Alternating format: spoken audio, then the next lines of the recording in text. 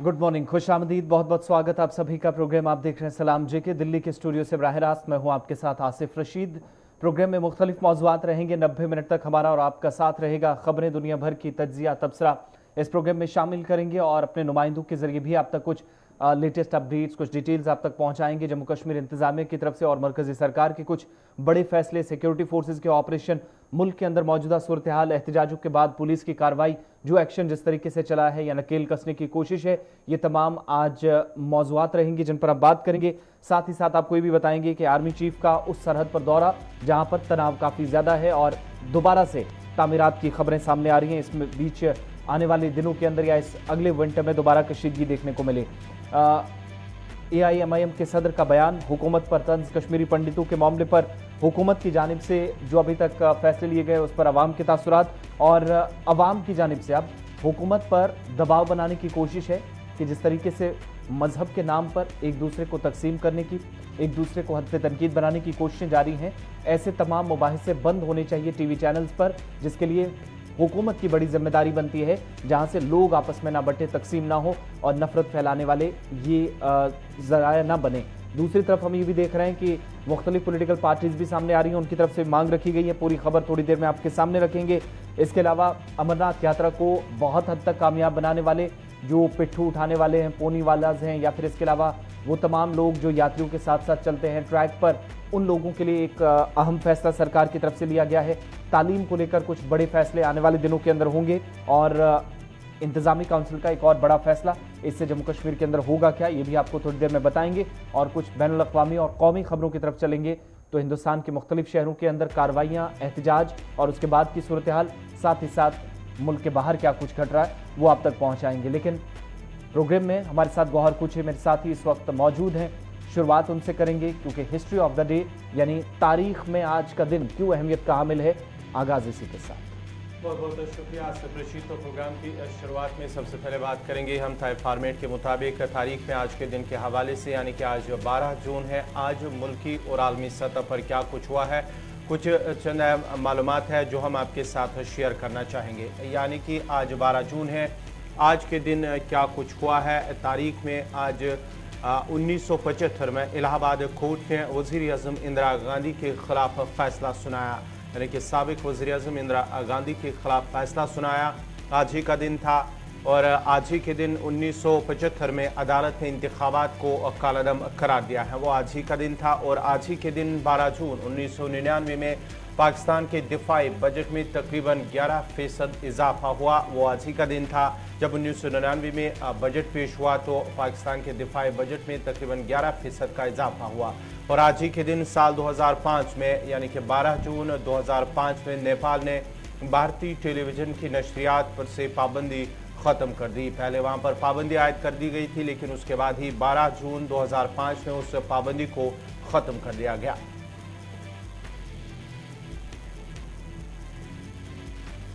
और आज ही के दिन 12 जून 2007 में ऑस्ट्रेलिया के स्कूलों में सिख तलबा को मजहबी अलामत करपान पहनने की इजाज़त मिली। उससे पहले वहाँ पर इजाज़त नहीं दी गई थी, लेकिन साल 2007 के बाद ही स्कूलों में उसे इजाज़त दी गई है। और आज ही के दिन 12 जून 1889 में आयरलैंड में रेल हादसे में 88 अफराद हलाक हुए थे, वो आज ही का दिन था। और आज ही के दिन इंग्लैंड में किसानों ने 1388 में बगावत शुरू की है। और आज ही के दिन 1898 में पुर्तगाल की स्पेन से आज़ादी का ऐलान किया गया था, वो आज ही का दिन था, 12 जून 1898। तो नाजरीन, ये थी कुछ चंद अहम मालूमात मुल्की और आलमी सतह पर जो हमने आपके साथ ही शेयर की हैं। अब बाज़ाब्ता तौर पर खबरों की शुरुआत करेंगे और खबरों की शुरुआत करेंगे आसिफ रशीद। चलिए आगाज़ अब खबरों का जम्मू कश्मीर से करते हैं। शुरुआत में आपको ये बताएंगे कि ऑपरेशन सिक्योरिटी फोर्सेस के कैसे चले हैं या चलाए जा रहे हैं जनूबी कश्मीर के अंदर। कल शाम से हम आपको बता रहे थे कि सर्च ऑपरेशन द्रबगाम पुलवामा के अंदर शुरू हुआ था, लेकिन वक्त गुजरने के साथ साथ ये सर्च ऑपरेशन एनकाउंटर में तब्दील हुआ। शाम होने के बाद पता ये चला कि एक मिलिटेंट हलाक हुआ था, लेकिन अब जाकर फोर्सेज और मिलिटेंटों की बीच झड़प थोड़ी देर कबल खत्म हो गई है और इस कार्रवाई में 3 मकामी मिलिटेंट मार गिराने का दावा जम्मू कश्मीर पुलिस और फौज की जानिब से किया गया है। मारे गए मिलिटेंटों में से 2 से जिनसे हथियार जब बरामद किए गए तो उनमें 2 AK-47 राइफल भी थी। पुलिस की तरफ से जो मजीद तफसीलात दी गई हैं कि कुल मिलाकर 3 मिलिटेंट्स द्रबगाम पुलवामा के अंदर हलाक हुए। इनमें फौज, सेंट्रल रिजर्व पुलिस फोर्सेस और इसके अलावा फौज मिलकर काम कर रही थी। इस ऑपरेशन का तस्वीरें रात से सुबह तक आपके सामने हैं और कुल मिलाकर 3 मिलिटेंटों में से अभी तक बताया जा रहा है कि तीनों ये जनूबी कश्मीर से, यानी जिस जिले के अंदर ऑपरेशन हुआ वहीं से इनका ताल्लुक था। मजीद तफसीलात के लिए सीधा अपने नुमाइंदे के पास चलते हैं। हमारे साथ आदिल भट्ट है पुलवामा से। क्या कुछ डिटेल्स हैं? ऑपरेशन अब खत्म होने की इतलात मौसूल हो रही हैं आदिल, और जो तस्वीरें जारी कर दी गई हैं ये तीनों हलाकशुदा मिलिटेंट्स की हैं? जी बिल्कुल, अगर हम इस एनकाउंटर से हवाले से बात करें जो पुलवामा के बंदरगाह में कल शाम शुरू हुआ था, इब्तिदाई झड़प में 1 मिलिटेंट इसमें जाँ बाक हुआ था और फिर रात भर ये ऑपरेशन जो है जारी रहा और सुबह होते ही मजीद 2 मिलिटेंट इसमें जाँ बाक हुए। और अगर हम इनकी आइडेंटिफिकेशन के बारे में बात करें तो तीनों मिलिटेंटों का ताल्लुक जो है लश्कर तैयब से है और तीनों पुलवामा के ही रहने वाले हैं, जिनकी पहचान इरफान अहमद आरबल पुलवामा, फाजिल बट द्रबगाम पुलवामा और जुनैद शोरगोरी जो कि गुडरा पुलवामा के ही रहने वाले थे। और ये तीनों मिलिटेंट जो है हाल ही में मिलिटेंट सफों में शामिल हुए थे। जी आसिफ, एक चीज और भी बताइएगा कि रात से ये ऑपरेशन चला है तो रिहायशी इलाका होगा, किसी तरह का कोलैटरल डैमेज तो नहीं कोई हुआ, या आम शहरियों को इन तरह के ऑपरेशन से बाहर निकालने की जब कोशिशें हुई हैं तो इस तरह की भी कोई सूरत हाल पैदा हुई ऑपरेशन से ठीक पहले? जी बिल्कुल, जिस वक्त कॉर्डर एंड सेट ऑपरेशन शुरू हुआ था इलाके में तो उसी वक्त जो है सिविलियन इनको महफूज मकामात पर जो है लाया गया था और मिलिटेंट जो है रिहायशी इलाके में छुपे हुए थे, जो कि एक रिहायशी मकान था उसी के अंदर छुपे हुए थे। और अगर हम इस मकान के हवाले से बात करें तो जिस तौर इसको भी नुकसान पहुंचा है और जो सिविल है वो सभी सेफ है और इलाके में जो है अभी जो फोर्सेज है निकल चुकी है। आदिल, जरा आखिर पर यह बताएं कि ऑपरेशन खत्म हुआ या अभी भी वहां पर सर्च ऑपरेशन चल रहा है? बिल्कुल, जो ऑपरेशन है वो अभी कंक्लूड हुआ है और फोर्सेस जो है वहाँ इलाके से निकल चुकी है और 3 मिलिटेंट इसमें मारे जा चुके हैं और तीनों का ताल्लुक एलईटी से है। और अगर हम इस इलाके की बात करें तो काफी जो आसपास मकान थे लोग भी थे, उनको महफूज मकामात से लाया गया था और अभी जो एनकाउंटर है 3 मिलिटेंट मारे जा चुके हैं और ऑपरेशन जो है वो इख्तिताम पजीर हुआ है। बहुत बहुत शुक्रिया तफसीलात फराहम करने के लिए। गडूरा पुलवामा के अंदर रियाज अहमद जो कि पुलिस एहलकार था, 13 मई 2022 को उसे निशाना बनाया गया था, गोलियां मारी गई थी और पुलिस ने जब आज इस ऑपरेशन को खत्म किया तो ये भी बयान आया कि 3 मिलिटेंट में से एक, हालांकि थे तीनों लश्कर के, पुलवामा से तीनों का ताल्लुक, लेकिन रियाज की हलाकत में जो जुनैद शेर गोजरी है ये भी मिलिटेंट जिसको मार गिराया गया इस ऑपरेशन में, तो वो पुलिस एहलकार को 13 तारीख को जो गोली मारी गई थी उसमें इसका हाथ था। इसके अलावा 2 और जो मिलिटेंट्स मारे गए हैं उनकी भी पुलिस ने तस्दीक की कि जनूबी कश्मीर से इनका ताल्लुक है। एक तो लश्कर से इन तीनों की वाबस्तगी, दूसरा जुनैद शेर गुजरी के अलावा फाजिल नज़ीर भट्ट और इरफान अहमद मलिक ये भी पुलवामा के हैं पुलिस के इस बयान के मुताबिक।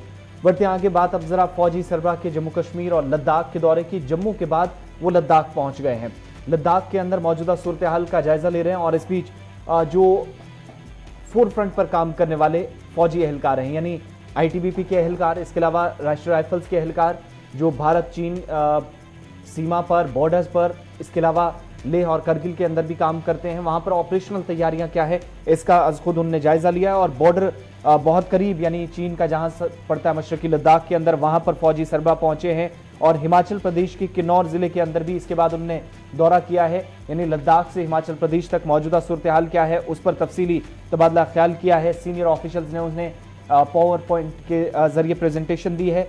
कश्मीर सबसे पहला दौरा जिम्मेदारी संभालने के बाद जनरल मनोज पांडे ने की, उसके बाद वो जम्मू पहुंचे, जम्मू से लद्दाख तक और हिमाचल प्रदेश तक मौजूदा सूरत हाल क्या है बॉर्डर्स पर उसका तफसीली जायजा लिया है। और इसमें जब से उन्होंने चार्ज संभाला है, जिम्मेदारी 30 जून के बाद जनरल मनोज मुकुंद नरवाने के बाद उन्हें दी गई है, तो बतौर फौजी सरबराह इन सेक्टर्स के अंदर या भारत चीन सरहद के साथ लगने वाले इन इलाकों में फौजी सरबराह का ये पहला दौरा था जब से जिम्मेदारी संभाली है। लोकल कमांडर्स ने उन्हें ब्रीफ किया है और आर्मी कमांडर्स की तरफ से जब उनके साथ मुलाकात हुई तो उन्हें बताया गया है कि लोकल लेवल पर फिजाइया के साथ साथ ग्राउंड पर काम करने वाली फोर्सेस की तैयारियां आज के वक्त में क्या है। ये दौरा मौजूदा सूरत हाल के पेश नज़र और भारत चीन सरहद पर लगातार कुछ ऐसी रिपोर्ट्स भी आ रही थी जिसमें नए नए खुलासे हो रहे थे उसके बाद सारी सूरत हाल का जायजा लेने के लिए फौजी सरबराह खुद पहुंचे और उनके दौरे को काफी अहम माना जा रहा है। बात जरा जम्मू कश्मीर की हो रही है, सलामती सूरत हाल की, मौजूदा सूरत हाल की, तो इस पर कमेंट असदुद्दीन ओवैसी का भी गौहर सामने आया है। जी हाँ, असदुद्दीन ओवैसी जो IMIM के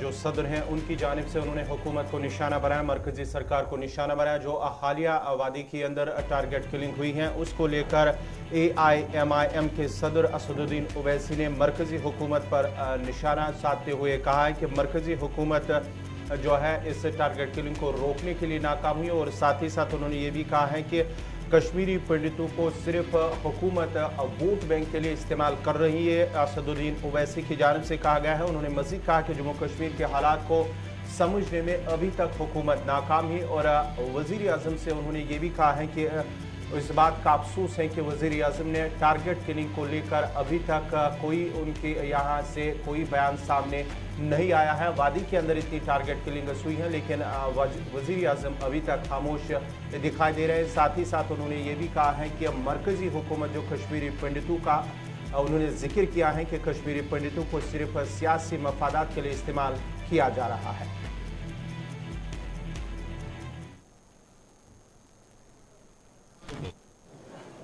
देश के प्रधानमंत्री का बयान नहीं आता कश्मीरी पंडितों को जो मारा जा रहा है।